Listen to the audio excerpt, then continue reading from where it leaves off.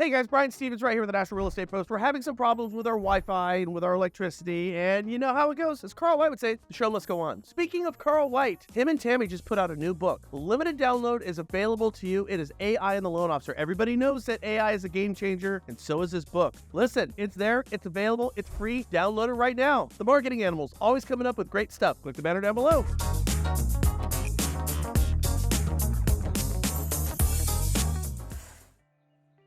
You see, Housing Wire just inked an article that said that there are too many loan officers and real estate agents. Do you agree?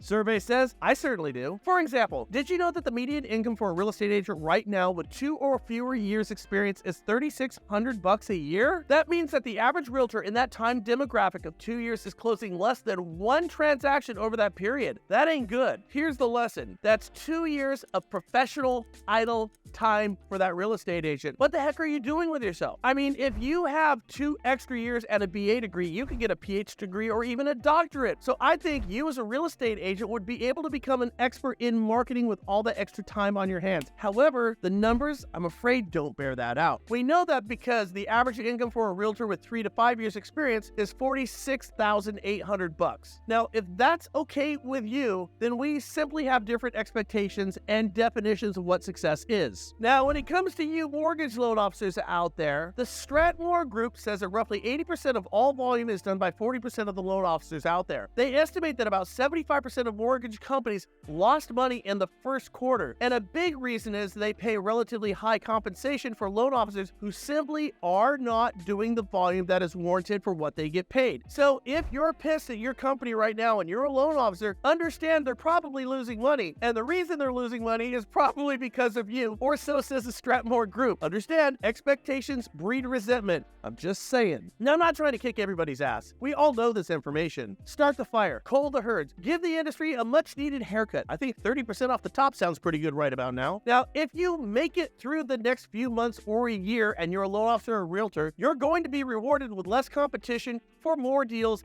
and your companies are once again going to find workable margins, and that's good for everybody. If you can't handle it, that's okay too. Maybe your calling is just another discipline. Not everybody gets to make the playoffs. It's just part of the game. Does that make sense? It is possible to commit no mistakes and still lose. That is not a weakness. That is life.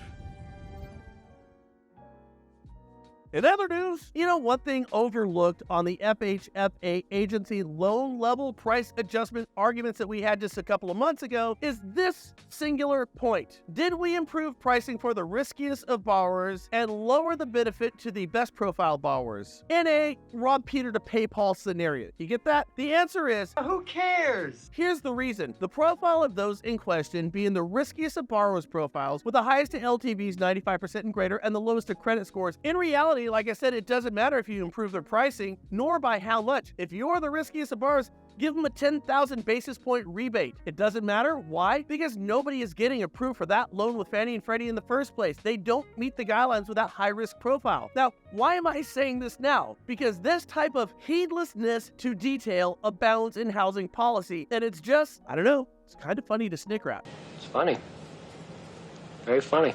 For example, and once again, the state of Washington, or Washington State Housing Finance Commission, has made some remarkable changes to their low and moderate income down payment assistance programs.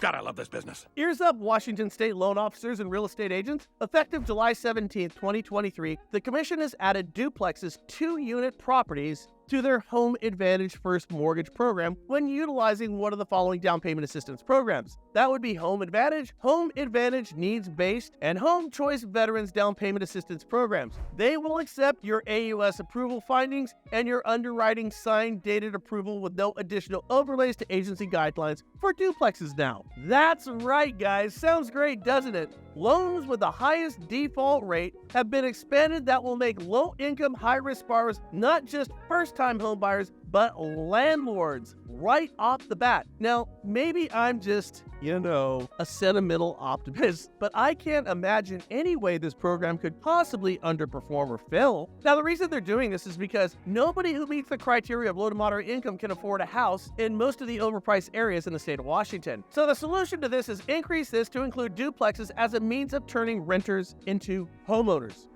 Is any of this sinking in? If you have to pass a test to prove proficiency to write a loan, don't you think that maybe you should have to pass a test to prove proficiency to write mortgage and housing policy for your state? Because on the surface, I think my 15-year-old daughter, scratch that, I know my 15-year-old daughter could do better than this. I hope this helps, and you guys make it a great day. It is hot in here with our air down, and I now am in Arizona where it's at balmy 117 degrees today. Reach out and say hi to me if you guys have something on your mind. With that said, catch you soon. Later, skaters.